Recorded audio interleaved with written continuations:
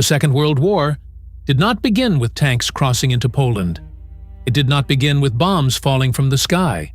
And it did not begin in 1939.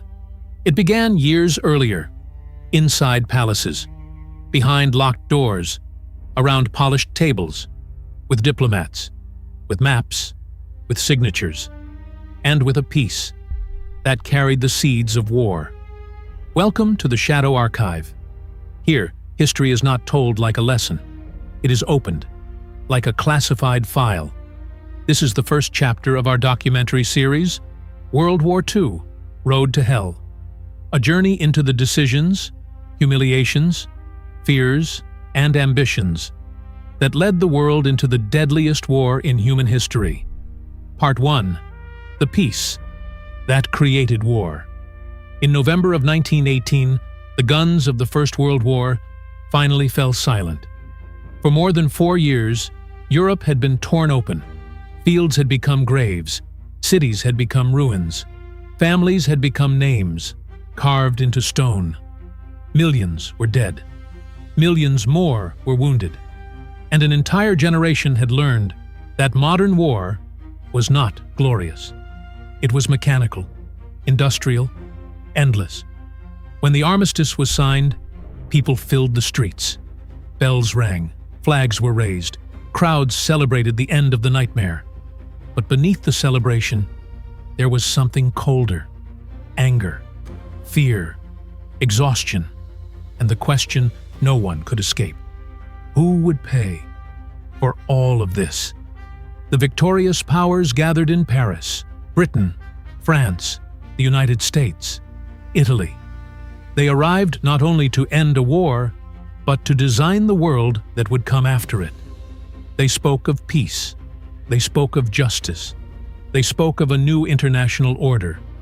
But behind every speech, there were wounds. France had been invaded.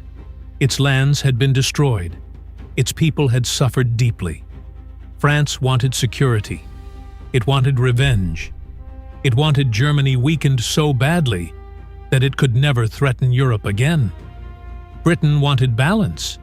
It did not want Germany too strong, but it also feared a Europe where France became too dominant.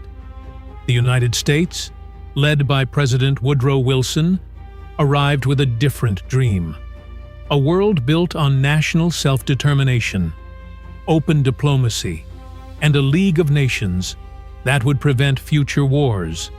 But dreams do not survive easily in rooms filled with empires. Germany was not invited to negotiate as an equal. It was summoned to receive the terms.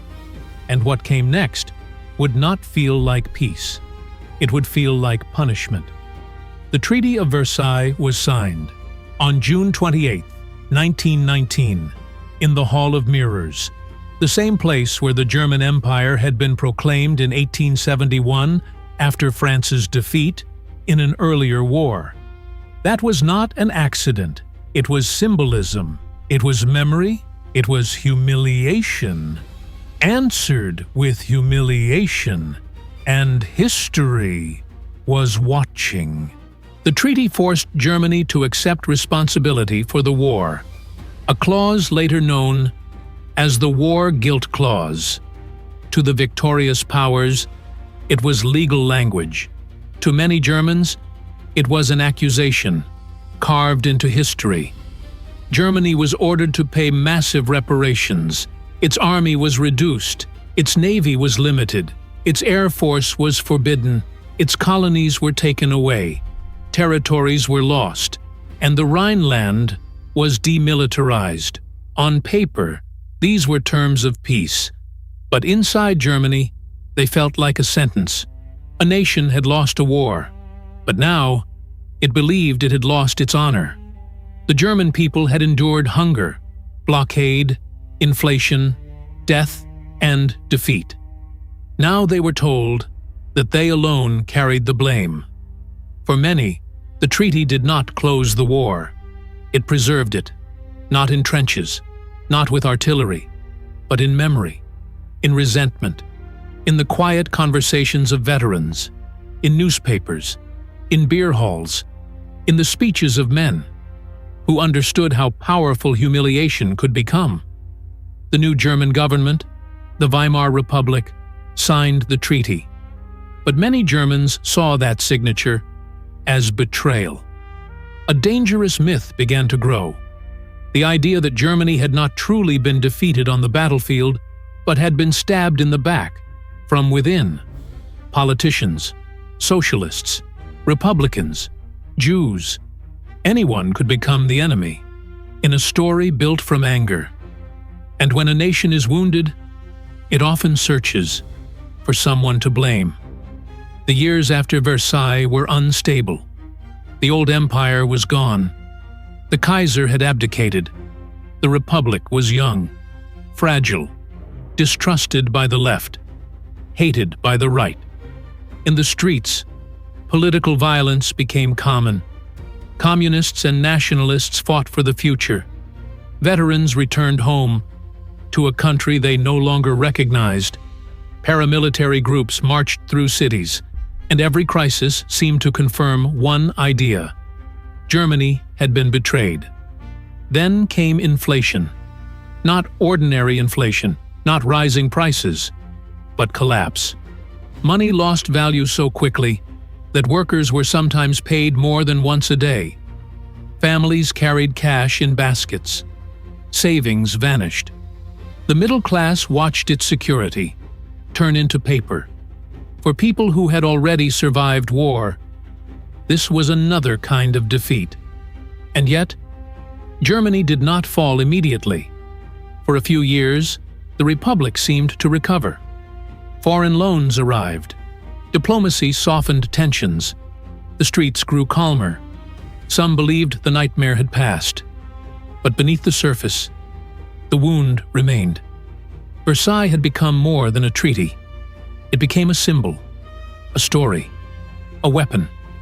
And in politics, a powerful story can be more dangerous than an army. Because an army needs weapons, but a story only needs believers.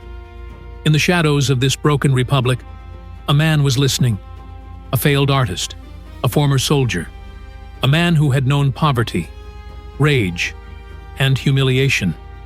His name was Adolf Hitler. At first, he was not the leader of a nation. He was not the face of a movement. He was one more angry voice in a country filled with angry voices. But he understood something many others did not. He understood that people do not always follow facts. Sometimes they follow wounds, and Versailles had given him one. Hitler did not create Germany's anger. He found it. He studied it. He gave it a voice. He told people they had been betrayed. He told them their suffering had meaning. He told them Germany could rise again. And most dangerous of all, he told them there were enemies to destroy. The Treaty of Versailles did not make the Second World War inevitable. History is rarely that simple. There were choices. There were warnings. There were moments when the road could have turned. But Versailles created conditions that men like Hitler could exploit: humiliation, economic pain, political chaos, fear of communism, distrust of democracy, and the desire for revenge. A peace treaty was supposed to bury the war. Instead, it left the corpse too close to the surface. By the early 1930s, the world was entering another crisis. The Great Depression struck like a hammer. Banks failed, factories closed, millions lost work. Hope became scarce. And when hope disappears, extremes begin to look like answers. Germany was not alone in its suffering, but Germany had something uniquely dangerous: a wounded national pride, a hated treaty, a weak political system, and a man willing to turn pain into power.